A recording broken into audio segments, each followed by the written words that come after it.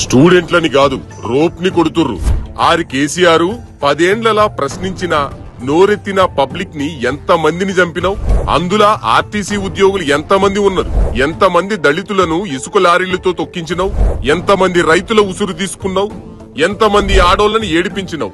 గట్లాంటోనివి HCU విద్యార్థులపై పోలీసులు lathi charge చేశారని దొంగ ఏడుపులు ఏడుస్తున్నావు, నకరాలు చేస్తున్నావు. ఎప్పుడైనా ఇంటే నవ్విపోతారు. అరే భయ్యా, కండ్లు వెట్టు చూడురి. స్టూడెంట్ల దగ్గర రోప్ ని లాగుతుర్రు, ఆ రోప్ తోనే కొడుతుర్రు. విద్యార్థులపై దాడి ఆడ ఏడుంది. విద్యార్థులారా, స్వార్థ రాజకీయ నాయకుల వలలో పడకుర్రి. కాంగ్రెస్ సర్కారు యువతకెంతో చేస్తున్నది. 10 ఏళ్లు మోసపోయి గోసపడ్డరు. ఉద్యమంలో మీ బలిదానాలను రాజకీయ ఎదుగుదలకి వాడుకుంది కల్వకుంట్ల కుటుంబం. ఆలోచన చేయుర్రి, ఇదే మా విజ్ఞప్తి.